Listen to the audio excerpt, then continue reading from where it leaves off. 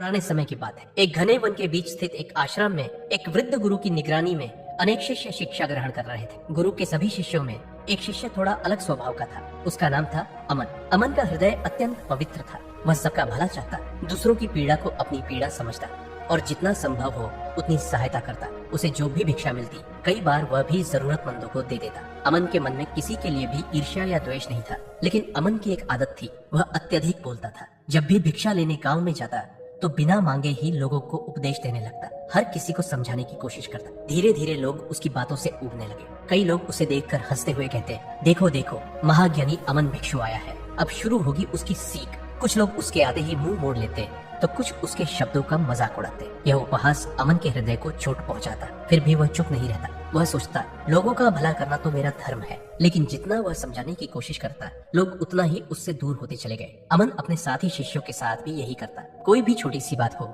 वह तुरंत सलाह देने लगता, हर समय कुछ न कुछ राय देता रहता। धीरे धीरे सभी शिष्यों ने उसे एक अलग दृष्टि से देखना शुरू कर दी। अब अमन अकेला सा हो गया था। गुरु तक भी अमन की इन हरकतों की चर्चा पहुंचने लगी। वृद्ध गुरु शांत रहते पर सब देख रहे थे। एक दिन आश्रम में सभी शिष्य एक साथ दीक्षा ले रहे थे। तभी अमन ने दुखी मन से गुरु के चरणों में बैठकर कहा, गुरुदेव, मैं सबका भला चाहता हूँ, सबको समझाना चाहता हूँ, लेकिन सब मुझे नजरअंदाज करने लगे हैं। कई लोग तो मुझसे लड़ाई तक करना चाहते थे, किंतु किसी तरह मैंने स्वयं को बचाया। ऐसा क्यों हुआ? कृपा कर मार्गदर्शन कीजिए। गुरु ने हल्की मुस्कान के साथ उसकी ओर देखा और बोले, पुत्र, तुम्हारा मन पवित्र है, तुम सबकी सहायता करना चाहते हो, तुम्हारी भावना सच्ची है, परंतु तुम्हारा तरीका गलत है। मनुष्य की वाणी ही उसे ऊंचाई पर पहुंचाती है और वही वाणी उसे नीचे भी गिरा देती। कहाँ, कब, कितना बोलना चाहिए, यह जानना प्रत्येक व्यक्ति के लिए अत्यंत आवश्यक है। जीवन में सफल होना हो, आगे बढ़ना हो या किसी कार्य को सिद्ध करना हो तो सोच समझकर बोलना और कई स्थानों पर मौन रहना ही जीत की ओर ले जाता है। पुत्र, इसे एक उदाहरण से समझो, ध्यान से सुनो। बहुत समय पहले की बात है। एक विशाल राज्य में दो विद्वान रहते थे। एक का नाम था विश्वनाथ और दूसरे का सोमनाथ। उस राज्य के राजा अब वृद्ध हो चले थे। राज्य के कार्यों को सही दिशा देने के लिए उन्हें एक योग्य और ज्ञानी राजगुरु की आवश्यकता थी। इसलिए राजा ने अपने मंत्री को आदेश दिया, मंत्री, राज्य भर के उन सभी विद्वानों को मेरे सामने उपस्थित करो जो अपने ज्ञान और आचरण से प्रसिद्ध है। मैं उनमें से सबसे सच्चे ज्ञानी को राजगुरु नियुक्त करूंगा। आदेश मिलते ही पूरे राज्य में संदेश भेजा गया। कुछ ही दिनों में दरबार सजा। मंत्री, सेनापति, आचार्य और अनेक विद्वान वहां उपस्थित हुए। मंत्री ने दो विशेष विद्वानों को राजा के सामने प्रस्तुत किया। एक थे विश्वनाथ, जो शास्त्रों में पारंगत और तर्क शास्त्र में निपुण माने जाते थे, और दूसरे थे सोमनाथ, जिनकी शांत बुद्धि, प्रखर मस्तिष्क और विनम्रता के लिए लोग उन्हें अत्यंत सम्मान देते थे। राजा ने दोनों को ध्यान से देखा और गंभीर स्वर में कहा, मुझे बताओ, सच्चा ज्ञानी किसे कहा जाए? विश्वनाथ तुरंत खड़ा हुआ, बोला, महाराज, सच्चा ज्ञानी वही है जो शास्त्रों का गूढ़ अर्थ जानता हो, जो तर्क में प्रबल हो, जो हर प्रश्न का उत्तर दे सके। वह बोलता गया, यहाँ तक कि राजा की बात बीच में काटकर स्वयं को श्रेष्ठ बताने लगा। उसकी वाणी में ज्ञान था पर विनम्रता नहीं। राजा चुप रहा, पर उसके मुख पर असंतोष साफ दिखने लगा। अब सोमनाथ की बारी आई। वह शांत भाव से उठा, राजा के चरणों को स्पर्श किया और बोला, महाराज, मैं कोई महान ज्ञानी नहीं हूँ, पर मेरे छोटे से अनुभव ने मुझे एक बात सिखाई है। सच्चा ज्ञानी वह नहीं जो बहुत कुछ जानता है, बल्कि वह जो हर क्षण कुछ नया सीखने को तैयार रहता है। जिसके भीतर सुनने का धैर्य हो, वही सच्चे ज्ञान के योग्य है। राजा कुछ क्षण मौन रहे, फिर धीरे से बोले, सोमनाथ, तुमने कम कहा पर पूरा सत्य कह दिया। ज्ञान का सार बोलने में नहीं, बल्कि सुनने और समझने की विनम्रता में छिपा है। राजा ने उसी क्षण सोमनाथ को राजगुरु घोषित कर दिया। दरबार में सब समझ गए, जो बोलने से पहले सुनना जानता है वही ज्ञान के मार्ग पर चलता है, और जो हर जगह बोलने लगे वह अपने ही शब्दों में उलझ जाता है। गुरु ने अमन की ओर देखा और बोले, पुत्र, विश्वनाथ और सोमनाथ की यही कहानी जीवन का सबसे बड़ा सत्य है। ज्ञान इस बात में नहीं कि कितना बोल सकते हो, बल्कि इस बात में है कि कब मौन रहकर समझ सकते हो। याद रखो, अधिक बोलना बुद्धिमत्ता नहीं, अधैर्य का लक्षण है, और मौन रहना कमजोरी नहीं, आत्मनियंत्रण की शक्ति है। गुरु फिर बोले, अमन, जो व्यक्ति हर समय बोलता है वह दूसरों को नहीं, खुद को ही थकाता है। वह सोचता है कि वह सबको सिखा रहा है, पर धीरे धीरे लोग उससे दूरी बनाने लगते हैं, क्योंकि लोग शब्द नहीं, भावनाएं सुनते हैं, और भावनाएं तब तक असर नहीं करती जब तक उनमें मौन की शक्ति न हो। याद रखो, हर सत्य हर समय नहीं कहा जाता, और हर शब्द सुनने योग्य नहीं होता। जब तक सामने वाला सुनने को तैयार न हो, तब तक बोलना केवल वाणी का दुरुपयोग है। अंत में गुरु बोले, अभी तक तुमने समझा कि अधिक बोलना क्यों हानिकारक है। अब मैं तुम्हें बताऊंगा कि मौन में कितनी शक्ति होती है। जब मनुष्य मौन को साध लेता है, तब संसार उसके शब्दों का इंतजार करने लगता है। अमन, सुनो, ऐसे तो मौन के अनगिनत लाभ हैं, पर आज मैं तुम्हें उनमें से 7 मुख्य लाभ बताने जा रहा हूँ। ध्यान से सुनो।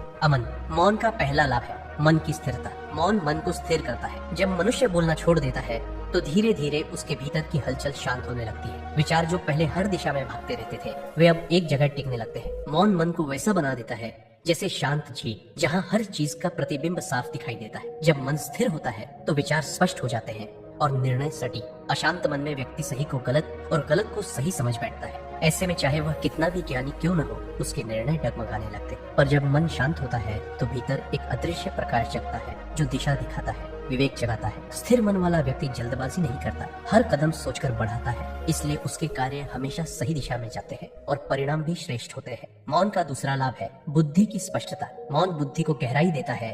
जब इंसान कम बोलता है तो उसका दिमाग साफ सोचता है, हर विचार को परखने का अवसर मिलता है। जो लोग हर समय बोलते हैं वे अपने ही शब्दों में उलझ जाते हैं, उनका मन विश्लेषण नहीं करता, बस प्रतिक्रिया देता है। पर मौन व्यक्ति हर बात को सुनता है, समझता है और फिर सोच समझ कर बोलता है। बुद्धिमानी का मतलब ये नहीं कि हर सवाल का जवाब देना आ जाए, बल्कि ये है कि कब जवाब देना चाहिए और कब नहीं, ये समझ आ जाए। कई बार सही शब्द भी गलत समय पर बोले जाए तो परिणाम गलत निकलता है। मौन व्यक्ति निर्णय सोचकर करता है, वो तर्क से नहीं अनुभव से बोलता है। उसकी बातों में वजन इसलिए होता है क्योंकि उसने पहले हर बात को सुनकर पचाया होता है। यही कारण है कि मौन व्यक्ति कम बोलता है, और जब बोलता है तो उसकी बात सीधा हृदय में उतर जाती है। तीसरा लाभ है आत्म नियंत्रण। मौन आत्म नियंत्रण सिखाता है। जो अपनी वाणी पर नियंत्रण पा लेता है वह अपने क्रोध, भावनाओं और अहंकार पर भी विजय पा लेता। ज्यादा बोलना केवल शब्दों का नहीं, भावनाओं का विस्फोट होता है। गुस्सा, डर या जल्दबाजी ये सब वाणी से निकलते हैं, लेकिन मौन व्यक्ति अपने अंदर की आंधी को संभालना सीख लेता है। कई बार सामने वाला कुछ कह देता है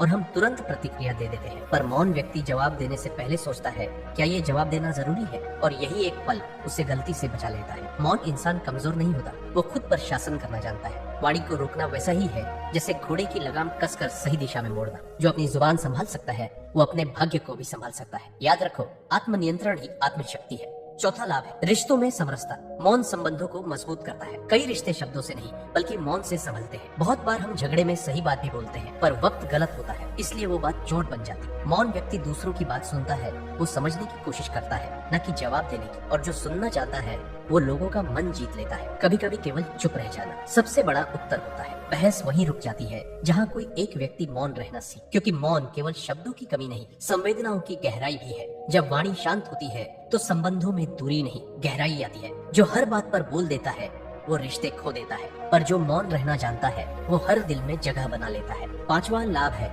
मौन से प्रभाव बढ़ता है। मौन व्यक्ति का प्रभाव बढ़ाता है। जो व्यक्ति हर समय बोलता है लोग उसकी बातों को हल्के में लेने लगते हैं, पर जो व्यक्ति सोच समझकर बोलता है उसके हर शब्द का महत्व बढ़ जाता है। मौन व्यक्ति के भीतर एक गंभीरता होती है। लोग ऐसे व्यक्ति की उपस्थिति से ही प्रभावित होते हैं क्योंकि उसमें शोर नहीं, स्थिरता होती है। आज के समय में जहाँ हर कोई अपनी बात कहने को बेचैन है, वहाँ जो चुप रह सकता है वही सबसे शक्तिशाली है। जब कोई मौन व्यक्ति कुछ कहता है तो लोग सुनने को मजबूर हो जाते हैं, क्योंकि उन्हें पता होता है यह व्यक्ति बिना सोच के नहीं बोलता, उसकी चुप्पी भी कुछ कहती है। मौन व्यक्ति को खुद को साबित करने की जरूरत नहीं पड़ती, क्योंकि उसका व्यवहार ही उसका परिचय बन जाता है। याद रखो, अमन जो हर जगह बोलता है उसकी आवाज गूंज बन जाती है, पर जो मौन रहता है उसकी उपस्थिति ही संदेश बन जाती है। गुरु ने कहा, अमन मौन का छठा लाभ है आध्यात्मिक शक्ति। जब वाणी शांत होती है तब आत्मा बोलती है। जो मौन को साध लेता है वह अपने भीतर छिपे साक्षी भाव को पहचान लेता है। हर व्यक्ति दिन भर बोलते बोलते बाहर की दुनिया में उलझा रहता है। वह दूसरों को सुनता है पर खुद की आवाज कभी नहीं सुनता। मौन वह द्वार है जहाँ से मनुष्य अपने भीतर झांकता है। वह देखता है कौन हूँ मैं, क्या वाकई जरूरी है जो मैं सोचता या कहता हूँ। जब वाणी शांत होती है तो विचार गहराई में जाते हैं। वह भीतर की शांति से जुड़ जाता है। उसे एहसास होता है कि जीवन केवल बोलने का नहीं, महसूस करने का भी नाम है। मौन ध्यान का सबसे सरल रूप है। जो व्यक्ति मौन में रह सकता है वह परम शांति का अनुभव कर सकता है, क्योंकि मौन ही वह स्थान है जहाँ मनुष्य का मिलन स्वयं से होता है। गुरु बोले, अमन सातवां और अंतिम लाभ है मौन सफलता का गुप्त मार्ग है। सफल व्यक्ति सुनता ज्यादा है, बोलता कम, क्योंकि वही सीखता है जो सुनता है। जब इंसान हर बात में बोलता है तो वह अपनी ऊर्जा और एकाग्रता खो देता है, पर मौन व्यक्ति अपनी ऊर्जा को संभाल कर रखता है और उसे सही दिशा में लगाता है। जीवन में बड़ी जीतें अक्सर शोर से नहीं, शांति से आती। जो व्यक्ति शांत रहकर सोच सकता है वही सही निर्णय ले सकता है। नेता, शिक्षक या व्यापारी, सभी की सफलता उनके सुनने और समझने की क्षमता पर निर्भर करती है। मौन व्यक्ति गलती से भी सीखता है, क्योंकि वह प्रतिक्रिया नहीं, निरीक्षण करता है। वह हर परिस्थिति में स्थिर रहता है और स्थिरता ही सफलता की पहली शर्त है। याद रखो, अमन जो अपनी वाणी को साध लेता है वह अपने भाग्य को भी नियंत्रित कर लेता है। मौन कोई सजावट नहीं, ये सफलता की नींव है। दोस्तों, अगर वीडियो अच्छी लगी हो तो लाइक जरूर करना और एक प्यारा सा कमेंट छोड़कर जाना। साथ ही इस कहानी को अपने दोस्तों और परिवार के साथ शेयर करना न भूलना। धन्यवाद।